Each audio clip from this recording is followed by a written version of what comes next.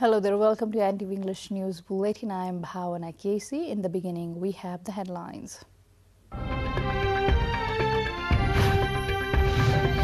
Dewa-led government completes its first year in office, achieves significant progress in energy sector, 715 megawatt added to national grid.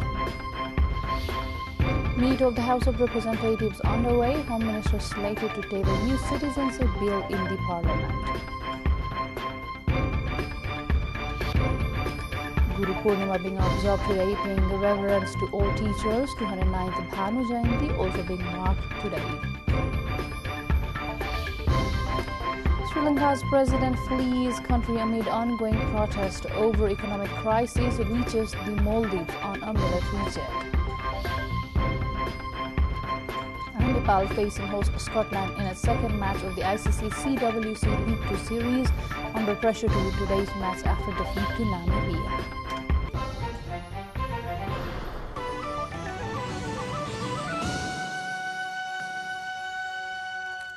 Welcome back. You are with NTV English News Bulletin. Now we have the news in details. The incumbent Sir Bahadur Dewa-led government has completed its first year in office. The government formed under the premiership of Nepali Congress's President Dewa has achieved significant progress in the sector of electricity import. 750 megawatt of electricity has been added to national grid, while the construction of most of the transmission lines have been completed. The Upper Tamakosi hydropower project, also the National Pride project, came into operation in this current fiscal year. It is forecast that 1,300 megawatt electricity will be generated in the upcoming fiscal year. The meet of the House of Representatives is underway. Parliamentarians now are putting forward their views on matters of various public concerns in the zero-hour session. As per the agenda unveiled by the Parliament Secretariat, Home Minister Balkrishna Khan will table the Nepal Citizenship First Amendment Bill 2079 in the lower house today. The government recently registered a new bill on citizenship at the Parliament Secretariat. This followed after the Council of Ministers on Friday decided to withdraw the old bill pertaining to citizenship with the new amendment bill. The earlier bill remained stalled in the Parliament for 4 years. The ruling Nepali Congress is holding its Central Committee meeting today as well. The meeting that kicked off on July the 11th will take place at 1 p.m. at the Central Office in Sanepa. On Tuesday, a draft related to the fixation of the ranking of the Central Committee office bearers and members was presented in the meeting. Nepali Congress's Assistant General Secretary Bradhi Prasad Pandey presented the draft on ranking determination for discussion. He informed that the proposed draft received general comments and it would be passed following the deliberations. With this update, time to go for a short break, but still to come we have.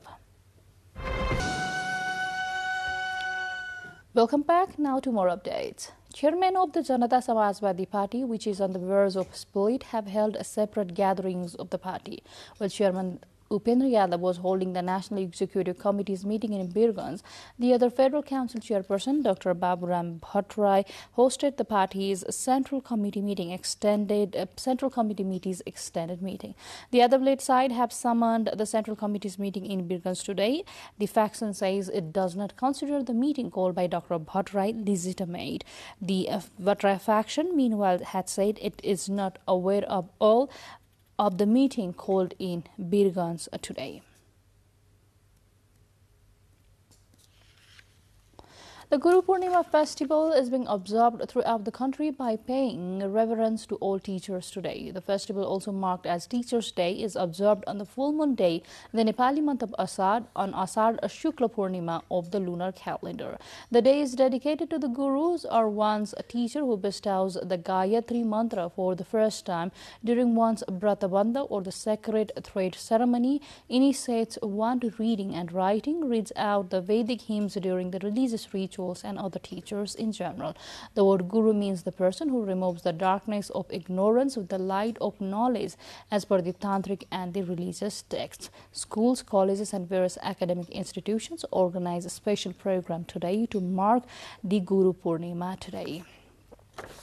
Bhanu Jayanti is being observed across the country today, commemorating the 209th birth anniversary of Adikavi or pioneer poet Bhanu Bhakta Acharya.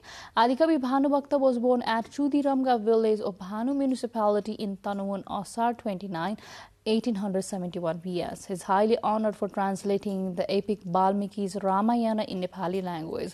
Other popular literary works of him include Prashnottar, Bhaktamala, Ram Gita and Badu Siksha. Commemorating the day, various organizations working in language, literature and culture have organized various programs. Bhanu Jayanti is celebrated in other countries where Nepali diaspora live, including India, Myanmar, Bhutan, Thailand and others. More updates lined up on the other side, but before that, let's have what we have coming up next.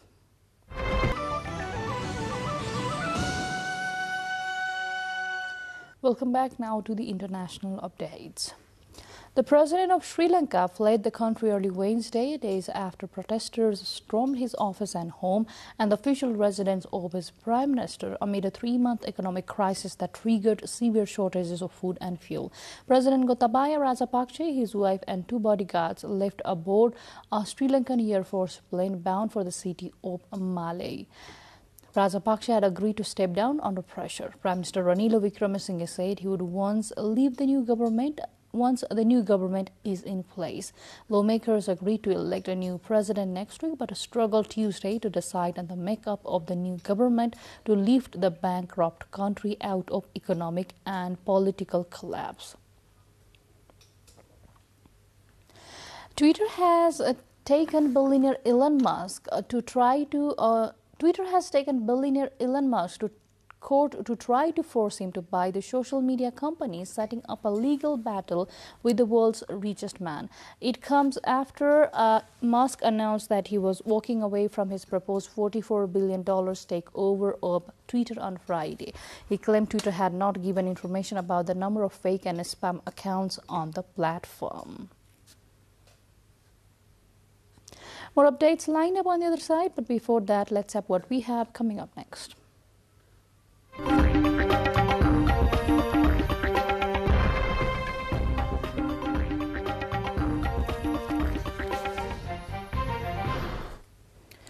Farmers in drought-hit France are warning that the crop yields will fall by 50% this year due to a severe shortage of rainfall. In Alpes de Haute Provence, renowned for its stunning summer displays of sunflowers and lavender, the sunflowers are scorching and large areas of lavender are dying. Already parched by lack of rain over winter last year, there was not enough rain during the spring. France is the largest producer of lavender in the world. This year, France has been hit by heat waves with more hot weather predicted in the coming weeks. Now to sports.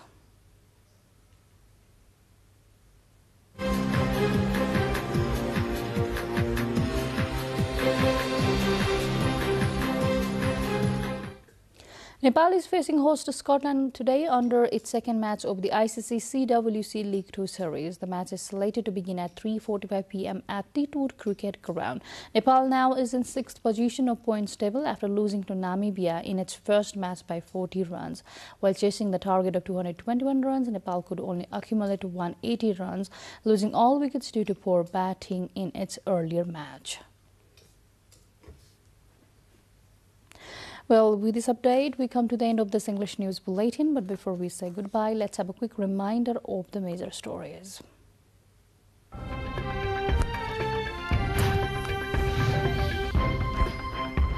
The Walid government completes its first year in office, achieves significant progress in energy sector, 750 megawatt added to national grid. Meet of House of Representatives underway, Home Minister slated to table new Citizenship Bill in the Parliament today. Guru Purnima being observed, paying reverence to all teachers. 209th Bhanu Jayanti also being marked today. Sri Lanka's president flees the country amid ongoing protest over economic crisis, reaches the Maldives on a military jet. And Nepal facing host Scotland in its second match of the ICC CWC League 2 series under pressure to win today's match after defeat to Namibia. That's all we have in this edition of English News Bulletin. We shall see you again with next round of English Bulletin at 6 in the evening. Till then, have a great time ahead and stay tuned with us. Namaste.